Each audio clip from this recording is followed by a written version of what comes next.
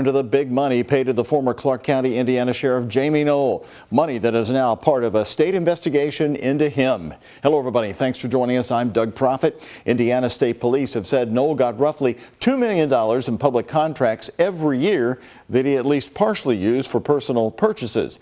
Tonight, we have the whopping total paid out to him.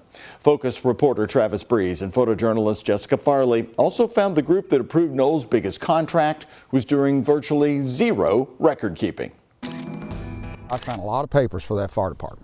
Darrell Mills served as Floyd County Sheriff from 2007 to 2014. I like the whole aspect of serving the community. After his second term, he was asked to serve on the New Albany Township Board of Fire Trustees. What was kind of relayed to you about how serious of an appointment it was or how much of a time commitment it was? Well, the time commitment's not much. For real, it's, the statute requires 4 meetings a year. The board has to find a company to provide fire service in the New Albany Township Fire Protection District using county money. The district includes the rural areas surrounding New Albany proper. In July 2016, the board signed a 10-year contract with Utica Township Fire Department doing business as New Chapel Fire, listing Jamey Noel as the chief. He was always at the board meetings and he would tell us the needs, and he's been a firefighter and a fire chief for over 20 years to my knowledge. The contract doesn't have a dollar amount, but according to Indiana Gateway, which is a database for government contracts, the department got $1.13 million in 2017 and has got $7.2 million total since then. Had you been dissatisfied with the fire service at all for those first 7 years of the contract? There's nothing that was brought to the board or to my personal attention. There was nothing that we had any alarms about as far as not getting the service of what we were paying for. While Mills says they never had a reason to initiate an investigation, the contract requires yearly financial reporting. It specifically states that the fire department shall provide a yearly financial report and that the fire department has its budget approved by the district. Do you have recollections of doing that over the life of the contract?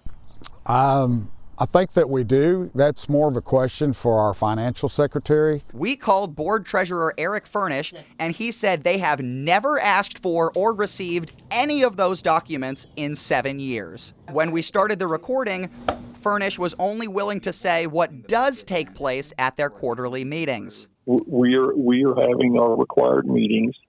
They're not 3-minute meetings. They're 30-minute meetings, 45-minute meetings.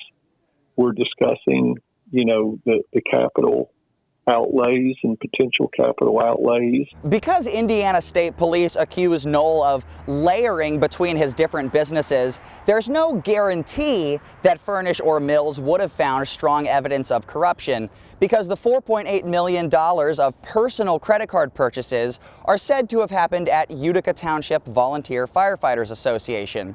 Still, Furnish says he's now committed to doing his part of the oversight. The easy thing would have been to bail, and I'm here, and Darrell Mills is here. We're hanging in there. We want to create. We want to have history to be able to help fix the problem. The fire board is complying with state investigators and looking at all of its equipment. We was getting somewhat the bang for our bucks, but when that don't happen, then it's obviously time we take a look, and we want to give the taxpayers what they got coming. A lawyer is also reviewing the 10-year contract to potentially end it early. We're reviewing the contract to see if there's any violations. Jamey Noel was officially removed as CEO of these entities in mid-January. In New Albany Township, Travis Breeze, WHAS 11 on your side. Well, the current chief deputy for the New Chapel Fire in Utica, Indiana Township Fire Department just gave us a statement, in fact, less than an hour ago. He could not confirm or deny if the financial reports were ever provided. He also said all government officials are well within their rights to question the organization at this point.